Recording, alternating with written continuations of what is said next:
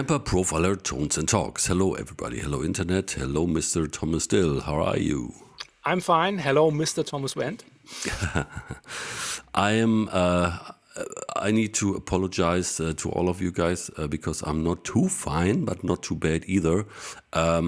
Again, in a way, I got the sniffles and a little bit of a cold again. So it cannot be that you go to a concert and every once in a while and always afterwards you catch some bug. That's weird. Do you have this as well? This phenomenon since a certain period of events during the last years that has changed? I had this when I went to the football stadium in winter time. Always. When I went to the stadium 2 days after I was really ill.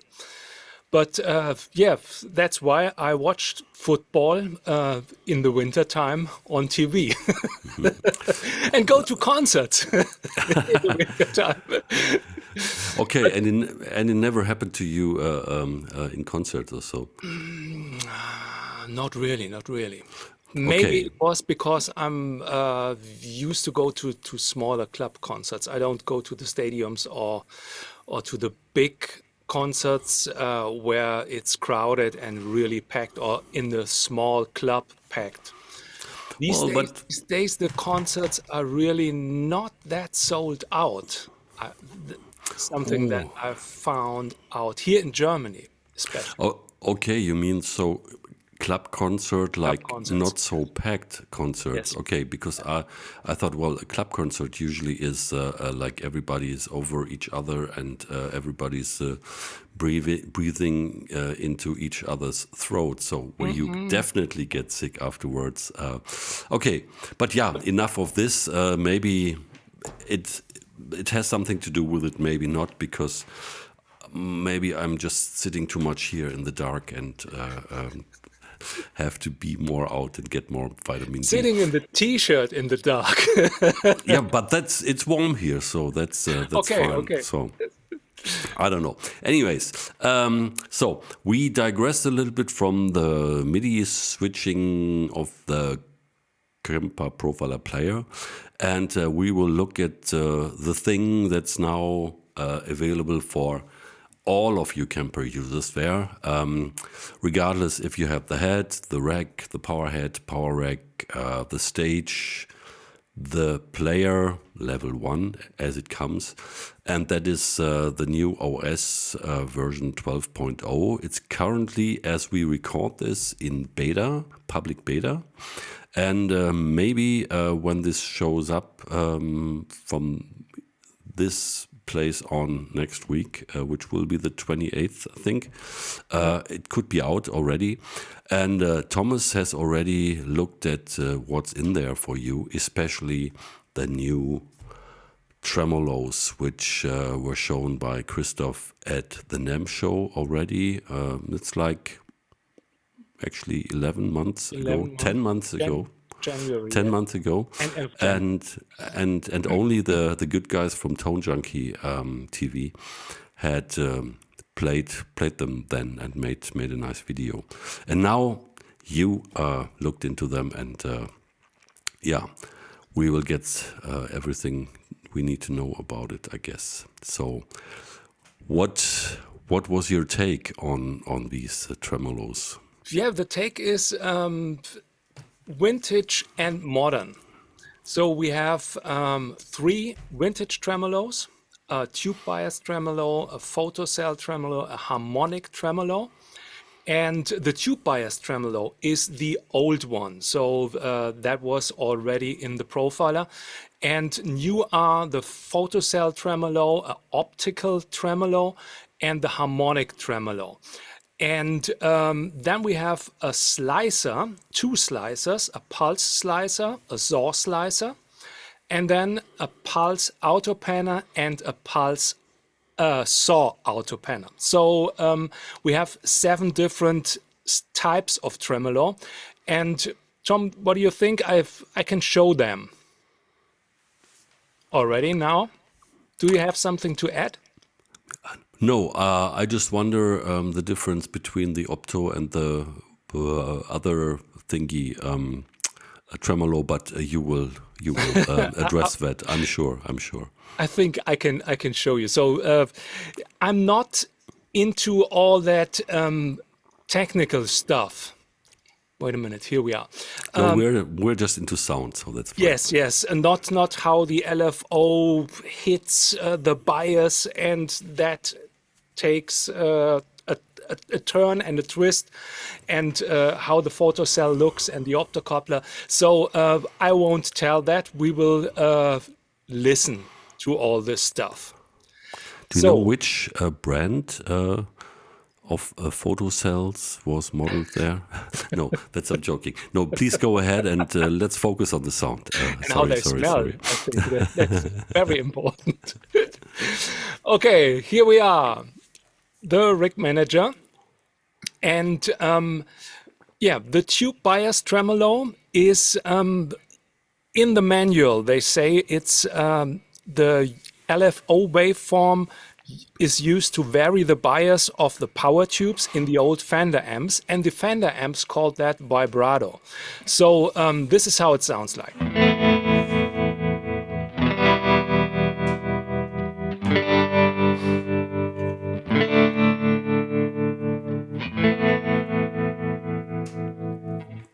Now the photocell, same settings.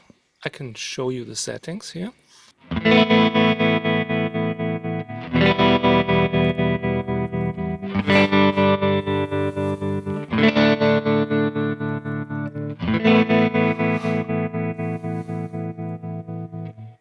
Harmonic tremolo.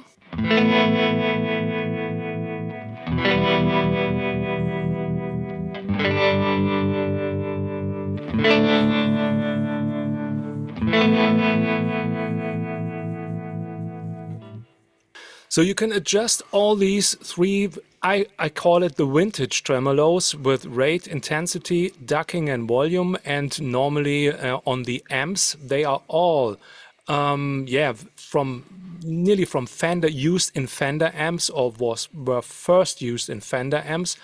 The tube bias tremolo, I think it was the 50s amps. The photocell or optical tremolo was, I think, in the 60s. And what I found out, the harmonic tremolo is a rare one, which was used in the brown face Fender amps. But please correct me if I'm wrong. It's not briefly yeah, the truth, what I've just found out. I'm into sound.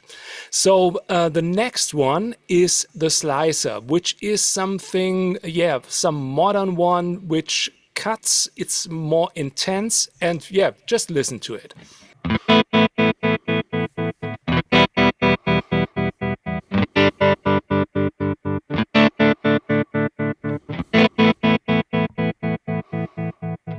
So it cuts the signal into slices, as we could say, and it can be modified from a sine wave to a square wave. And then we have a saw slicer with a saw wave, which has some kind of ramp in the beginning. You can hear it.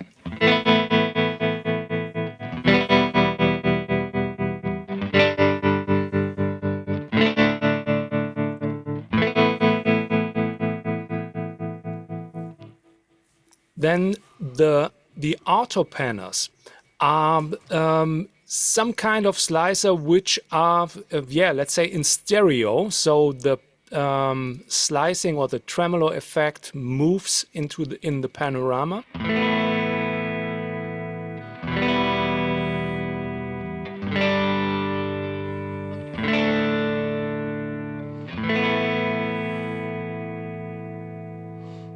That was the pulse one. Now the saw.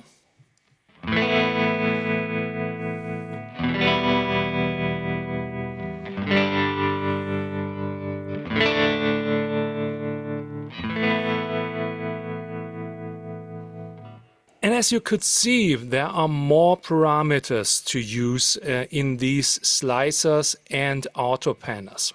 So let's start first for example, with the photocell tremolo and check out the different parameters. So we have the rate, which is the speed of the tremolo. You can use it as synced to tempo, and you have the note value here. You can change the note value. Or you can use it in the normal way, and you have the tempo in hertz.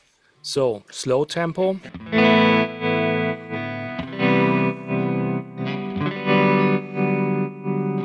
And fast tempo.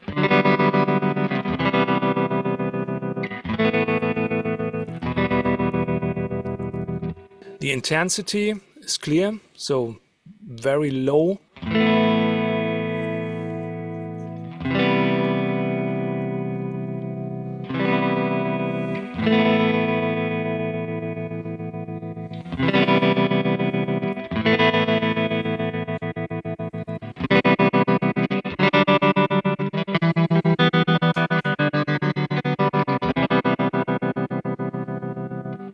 So in the tube bias tremolo, we don't have intensity, we have depth, which is nearly the same.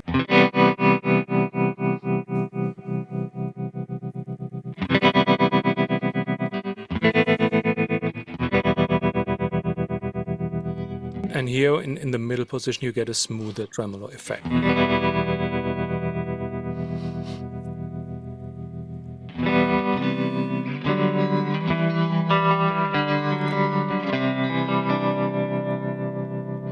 And the harmonic tremolo, this is something where the high and low frequencies alternate with the tremolo rate. And this, creates some kind of pitch modulation. So it sounds a little bit. If you turn up the intensity, you can hear it. Something nearly to the phaser vibe, the uni-vibe effect.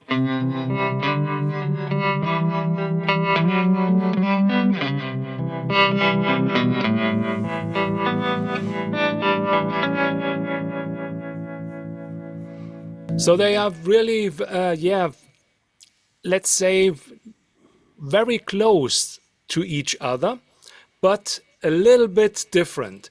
And you can choose what you like. So many people prefer the harmonic tremolo because of this uni-vibe or phasing effect. And some people say, okay, the photocell is better because it's a more harder tremolo sounding when the intensity is very much turned up. And you have the options. Which is very, very nice. Yes, indeed. And I must admit as well that the harmonic trem, the phaser-like, the phase trem, so to say. Phase trem. That's my favorite, indeed. And if you put it together maybe with the, the Robin Trower Univibe preset, then you might have something really... Some really squashy... great going on. Yeah, definitely. So next question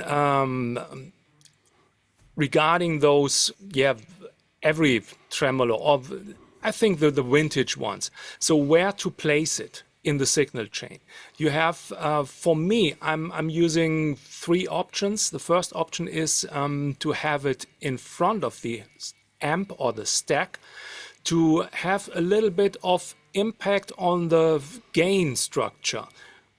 With the tremolo. So this is one thing. If you want to kick in your amp or your input stage, gain stage of the amp, then place it in front of the stack. You can, the normal thing is to place it behind the stack and then all the delay and reverbs behind the tremolos. This is the, let's say, right way. For the signal chain, but in these we had this already before. The old Fender amps had the tremolo behind the reverb, so you get this tremolo sound on the reverb. So this is number 3, and I can show you that. Let's say take the photocell tremolo and going back to Bridge Manager. So here we are. placing the photocell tremolo. Oh, I've just forgot something. So where do you find those tremolos? You right click on an effect module and you find them in the chorus menu. And we have all the chorus types, rotary speaker, and here it starts. Tube bias tremolo, photocell tremolo, harmonic, pulse slicer, saw slicer, and pulse auto panner and saw auto panner. These two is not good to have them in front of the stack because they are panning and in stereo, so they need to be behind the stack. So in that configuration, and you find them here. And now you see there's no sign that they don't that you should use them in not in front of the stack. So here we are with the photocell tremolo, and if I crank the gain a little bit up,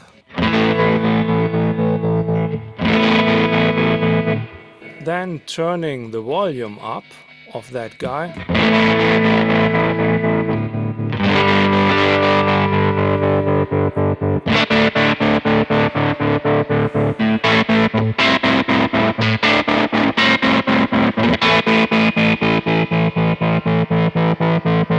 and we can use that with morphing too. So turning that up, morph pedal,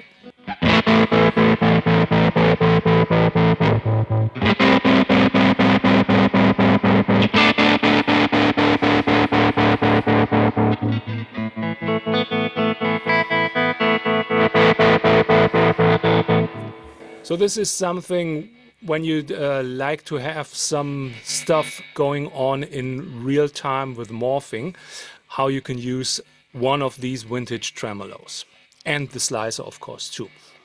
Now behind the stack is fine here. Let me adjust the gain, and it's very noisy. So we have spring reverb behind the tremolo.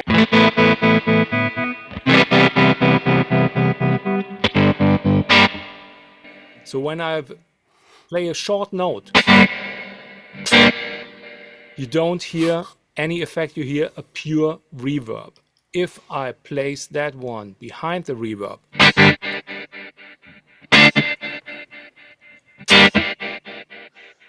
so now you can hear this tremolo effect on the reverb like on the old Fender vintage amps.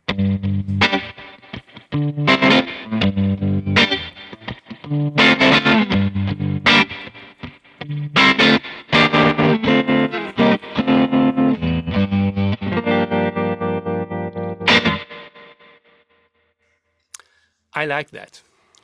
So the next thing is the slicers. Let's take a look at the slicers and at the parameters of these slicers. Here we go. Pulse slicer. So we have the rate. This is tempo of the effect, and you can sync it to note value or have it in hertz. Then we have skew and edge. So edge is the difference. So if you have it in lower settings, we have the sine wave, and in higher settings we get a square wave. So this is how it sounds like.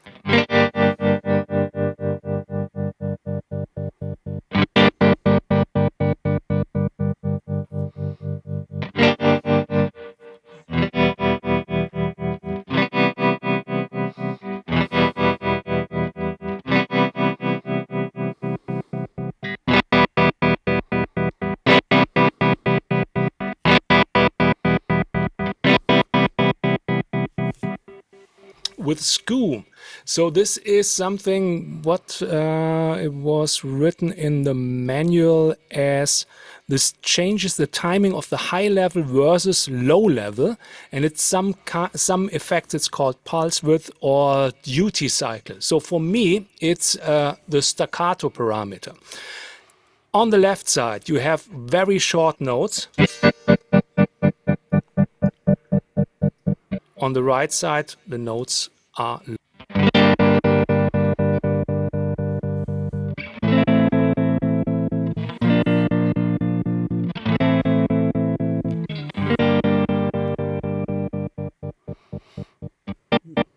So with a high amount of edge and a low amount of skew, you get these really short notes.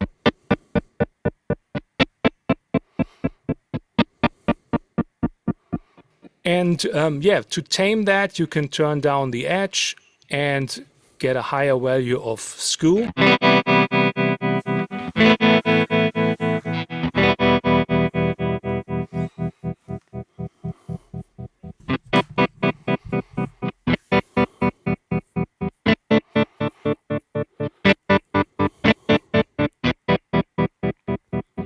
And interesting is, if you like these but want to have some chord behind that, take down the intensity. And you get your chord laid down and have some kind of rhythm behind that.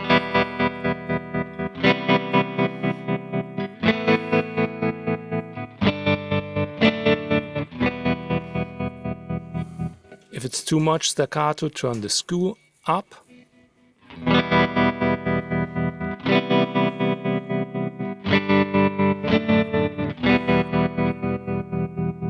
Or take the edge down.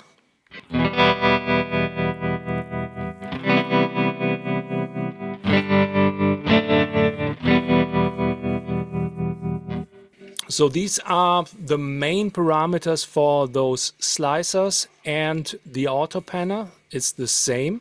So we have skew, edge, and here we have the stereo parameter. If I take that down into the middle position, we have it in, and we don't hear anything of the panning.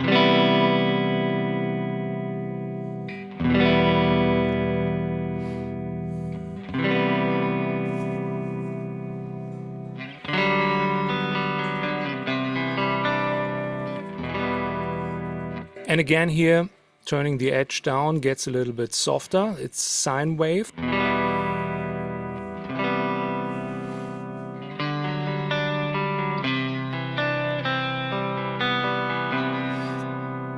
Short notes with a lower setting of skew.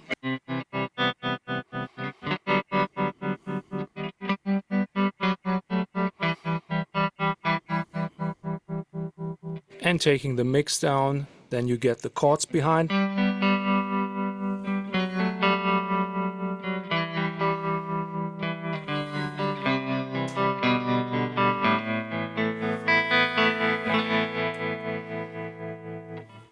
So there are really many options within those small, volume changing stuff.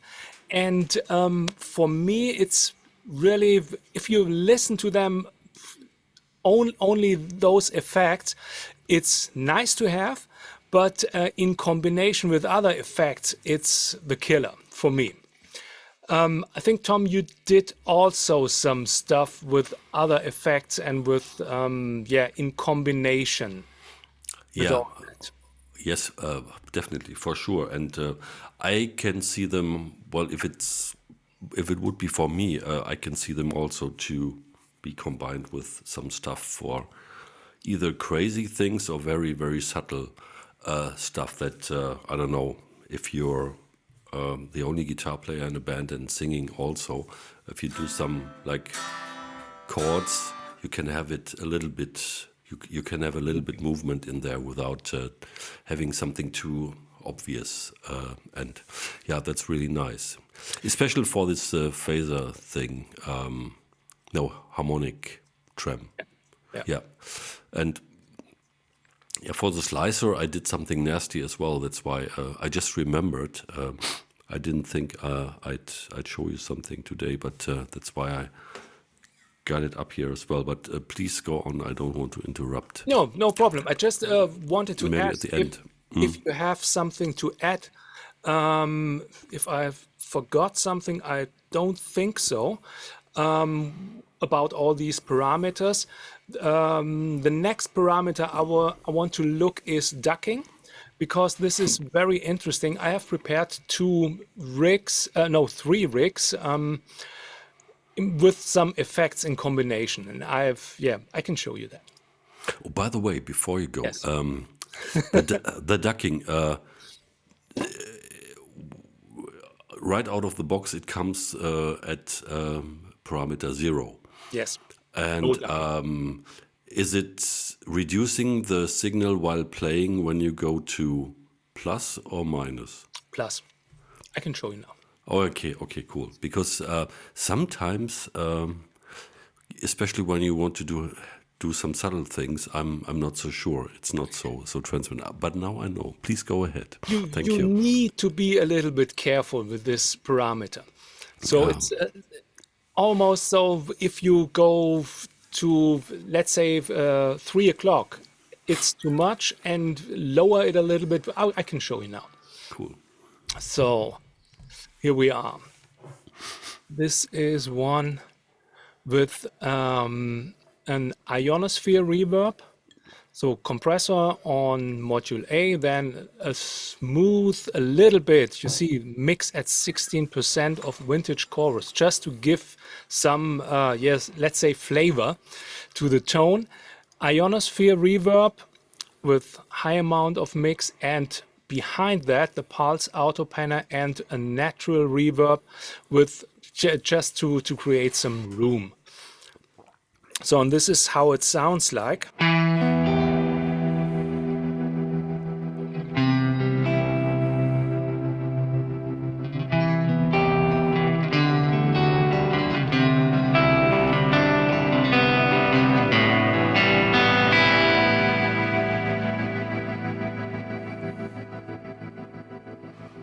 And here I have the auto panner in 16th notes, skew low value, higher value on edge, and the mix level on 63%. So if I would turn it all the way up, it's too much.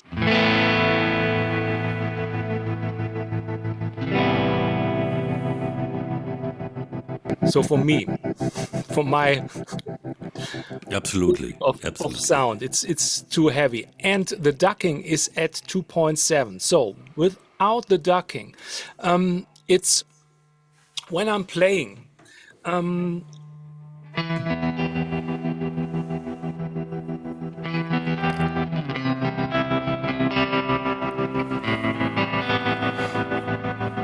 In that case, when I'm playing, the effect is too much. So I wanted to have sitting behind the played notes. So that means turning the ducking into the positive area, and going back to the rig manager. Here we go. So it's something. You need to try that. It depends on how hard you hit the strings, how intense the effect is set, so the mix level. Sometimes you can have a really high mix level and take the ducking very high.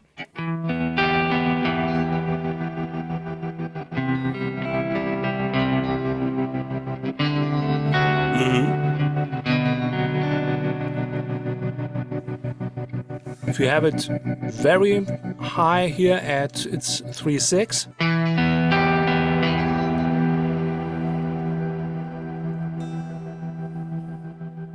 Now the ducking, the effect, the pulse auto panner comes in very late, so this is too high for my opinion. So it's about, let's say, 3.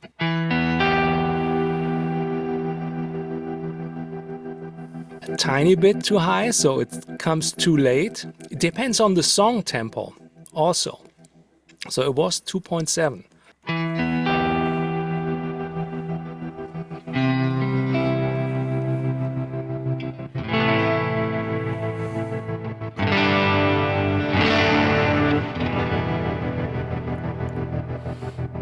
And taking that down. So this is a very useful parameter when using all those tremolo stuff, when you like to hear your played notes and have, when you take a rest or when the chord is sounding, then kicking the tremolo in, this is a very useful parameter.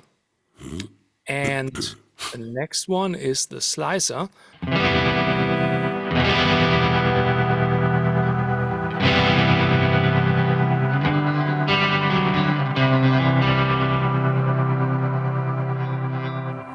And for that, I programmed the intensity parameter to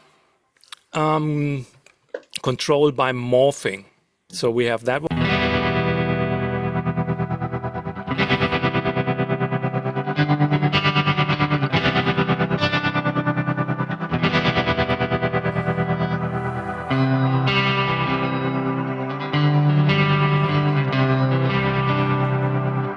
This is also something that you can use if you don't like to have the ducking parameter and you just want to kick in this slicer or tremolo effect. Use it with morphing. Turn it down, the effect level or intensity or the depth on the tube bias tremolo, and then kick it in at a higher value and you will hear the effect. So you have then the power of using these effects and turning them off in that position where you want to. Sometimes it's better to have it low set it, and then when the singer doesn't sing, you can kick it in and have some movement. So this is some stuff. The other thing, what is really nice with those morphing parameters, is the kill dry effect that I'm using on that rig here. It's the same.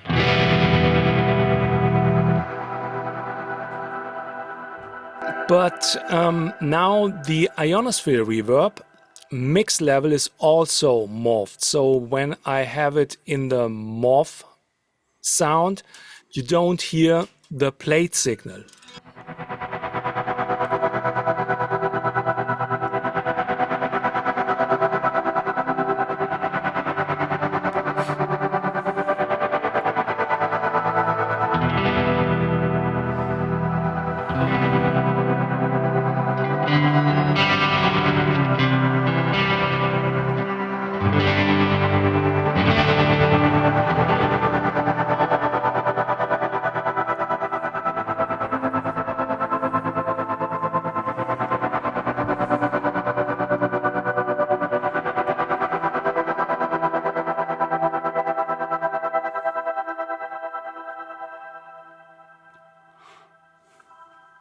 Great for the use in the blues band. You will get some friends in your blues band. But for recordings, it's totally great to have some rhythmic, moving pad sounds. Instead of taking the keyboard and using other stuff. So this is really great to have, and this kill dry effect, or morphing kill dry, as you like to have them, like to have it behind the mix, and just having these atmospheric sounds without the guitar.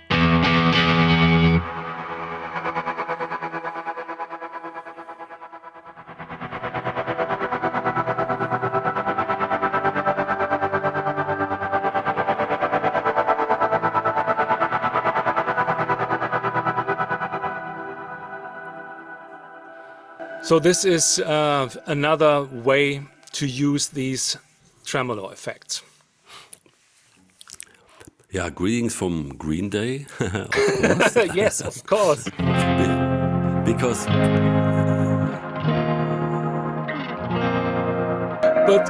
but they played it a little bit harder. yeah. Not that soft version. But this was so iconic, and Yes. immediately And I think the song was before the profiler came out, even, I guess. The questions came up so often, is it possible to create something like this? Yeah. And it was kind of, but not really. And now, I always had the questions, hey, how about Boulevard of Broken Dreams sound? Which tremolo should I use? So, yeah, then the slicer, the Boss slicer came out. I think that was the first one that I don't really know how they created that sound in the studio. I don't know if they cut it all the stuff or if they had a plug-in, but it definitely wasn't, I think, that time a guitar effect. Do you know it? I don't know, but I think it was Really? because somehow I remember when I heard the song for the first time, it was in a club. And I never questioned it at all because it was a pedal for me, because it was a little bit, well, for a Pro Tools thing, it wasn't hard in sync enough because it was a little bit Yeah. freewheeling there. But this was just my impression. Somebody will know and write a comment, And definitely, and I and never went back enlighten us. to find out.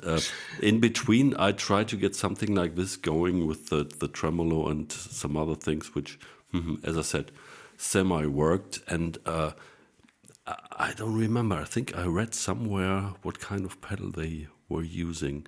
But yeah, anyways, yeah, this was really, really iconic. And Yeah.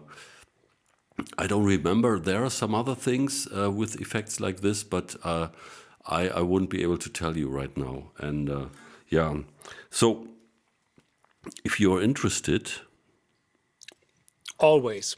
to wrap this up, because I Oh, didn't do much. I thought you have some great going through the atmosphere sounds as you usually have.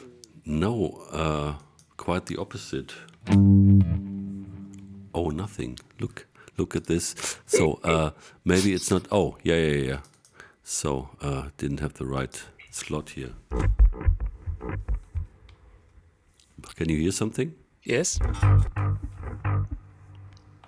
Octaver. Oh,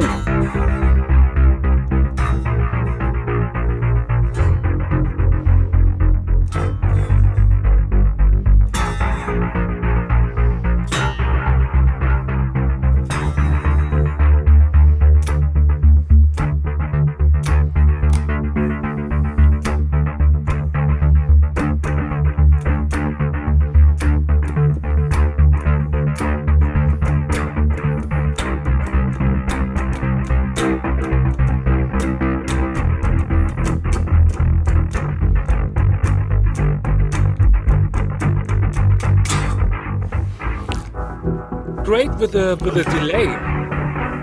Or chords?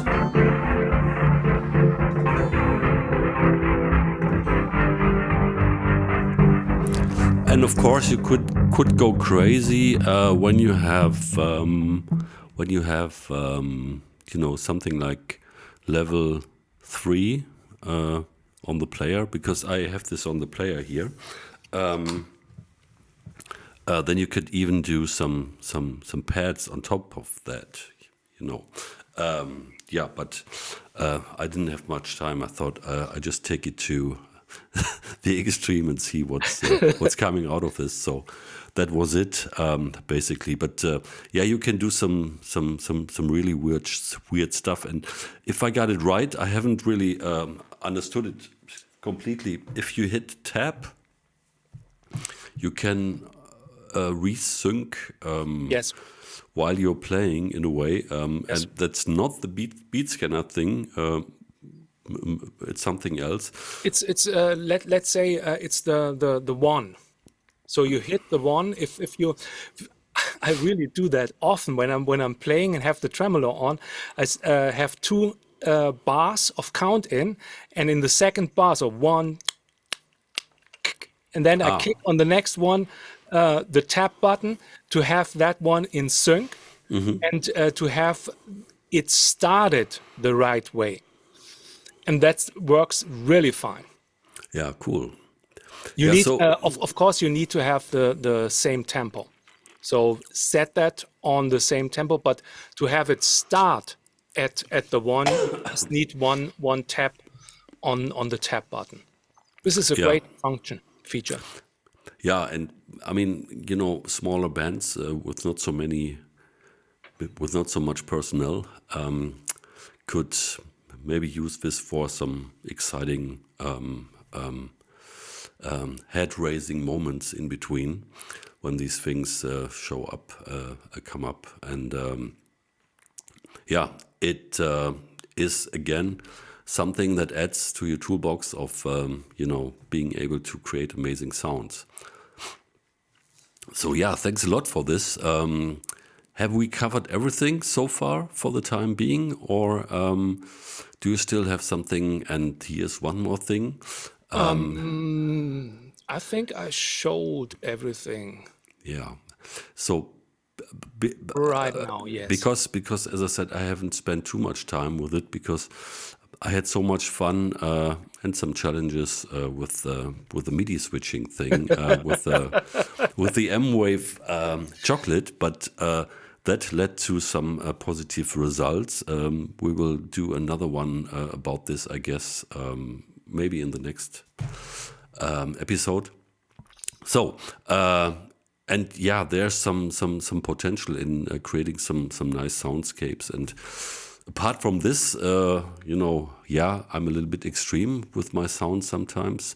But basically, for tremolo, I really like it. But I'm pretty old school with a little bit reverb and a subtle tremolo coming in. I really like that, and that might result from, it just comes to my mind, I haven't thought about that. My first amp I bought, proper amp, was a Fender Twin Copy by a company called Luxor. Oh yes, I know them. And funnily pretty cheap in a way, and it had the same stuff as the Fender amps, the spring reverb and the tremolo. And yeah, so that reminds me this basic bluesy tone. And as I said, you don't need to have these tremolos at really extreme settings. You can use them just to shape it a little bit, just to give it a little bit spice of salt, spiciness, or movement. When you take it behind the reverb or in front of the reverb, just to have it subtle going on, and it changes the whole sound setting. It gives a little bit of more vibe. Also, taking a little bit of chorus, taking a little bit of tremolo, and you have some movement. I've just created a lot of rigs for a new rig pack, which I've released in, I think, in December, starting December. And it's all about atmospheric rigs, so all these soundscapes and everything. And for that, these tremolos are absolutely fantastic in really low intense settings, just to create some vibe and to some movement, especially for those atmospheric sounds. Cool. Yeah, looking forward to this, and yeah, maybe we do a show about that. At least in between, you should put one or two in to Yes, give of the course. people an idea what's possible. The And ones were ones from the atmosphere rig. yeah, cool. And yeah, so now as well, if you hit the level 3 upgrade with the player, you can do also this big sounds with cinematic things with the big reverbs and stuff as well. With level 2 already, because you have the effects, but with the 3 you can stack much more stuff. You can create more mayhem with that. And yeah, so try this at home, create more mayhem at home, and take it to the stage and to the people. Thank you so much, Mr. Thomas Dill. Thanks for keeping up with the sniffles from my end. Hope to have cut everything out where possible. And see you soon next time. Bye-bye. Bye.